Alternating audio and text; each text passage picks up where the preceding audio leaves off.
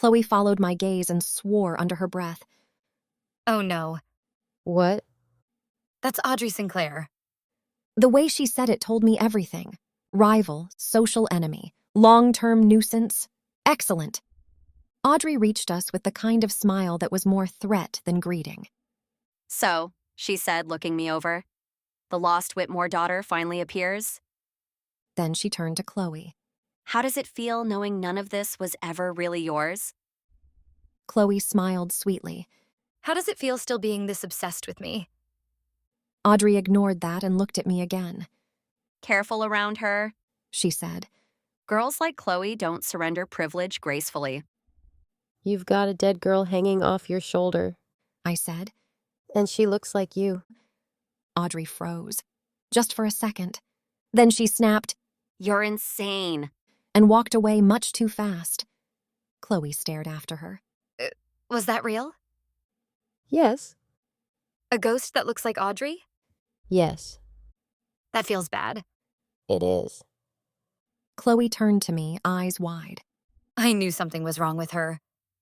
You did? She disappeared for about a month after graduation, Chloe said. then came back different. Still mean, but wrong. Softer in some places, sharper in others, and a few times at school I could have sworn she was talking to empty air. Interesting. Very interesting. I looked toward the door Audrey had just disappeared through. I need to visit the Sinclairs. Chloe groaned, then brightened. I'll come. No, I know the house. that's worse. You still need me. That was unfortunately true. I hated when she was useful. The Sinclair estate was, somehow, even more dramatic than ours. Why do you know this house so well?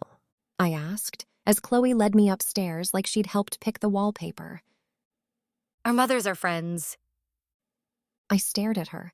She winced. Socially, not emotionally. That explained nothing, but we were already moving. By the time we reached Audrey's room, I had a concealment ward active and Chloe was walking like she had suddenly become immortal. Inside, Audrey lay asleep in bed. The spirit beside her did not. It kept throwing itself at the sleeping body, only to get knocked back by some kind of barrier. Then it noticed us. Then it noticed Chloe. Then it flew at her. I kicked it into the wall. Chloe yelped and grabbed my arm.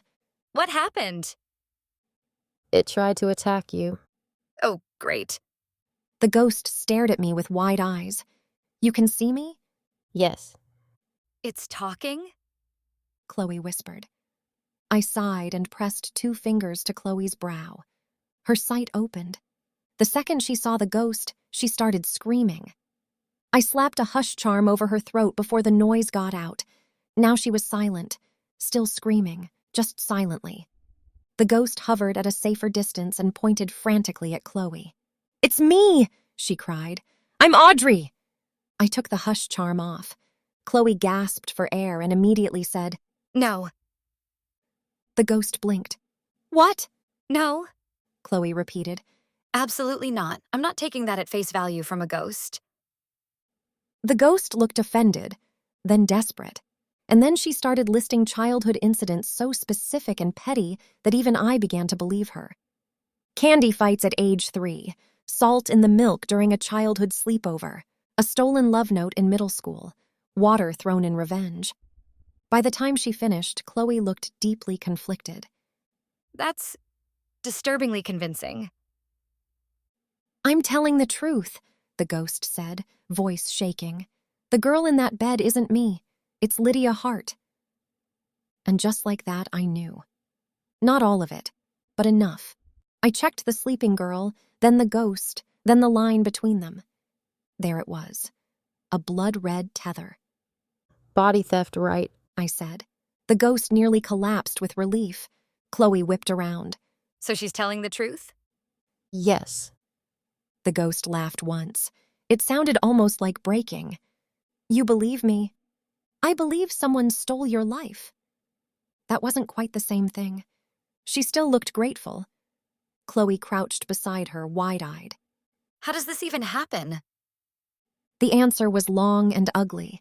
Lydia Hart had been a quiet classmate, forgettable, overlooked, the sort of girl no one expected to be dangerous because no one remembered to look at her long enough. According to Audrey, it began small: disorientation, missing time, a feeling of wrongness. Then one day she woke up in Lydia's body. Lydia convinced her to stay quiet, promised to fix it, said panic would only make it worse. Audrey believed her. Then Audrey got accepted to Blackthorn. The next day, Lydia invited her over. After that, everything changed. Audrey overheard enough to understand the truth. Lydia had never been trying to fix anything. She had been finishing it. When Audrey confronted her, Lydia shoved her. She fell, hit her head, died, and woke up a ghost tethered to the body someone else was now wearing. "I watched her take everything," Audrey whispered. "My face, my home, my parents, my future." The room darkened as her grief sharpened. I hit her with a calming mark before she could turn into something worse. Chloe looked at me, then at Audrey, and then back at me. Can you help her? Yes. Hope bloomed too quickly on both their faces, so I killed it immediately. I can free her. I said. I can sever the right. I can make sure Lydia doesn't get to stay Audrey Sinclair, and I can help Audrey cross over. Audrey's face fell. But I can't put her back. Silence. It lingered. Then Audrey asked, very quietly, "Why not?" "Because some magic destroys what it touches. Because some theft leaves nothing whole enough to return. Because death was not always negotiable." Because it's already settled, I said. She looked away. I let her. Then I grabbed Chloe's arm and headed for the balcony. Behind us, Audrey shouted, "Wait!" We're coming back tomorrow, I said. Think about whether you want your parents to know the truth. And then we jumped. Because yes, that was still faster than stairs. Chloe screamed the entire way down. Again. The next morning, Chloe burst into my room without knocking. Lydia slipped, she said. Just a little, but she slipped.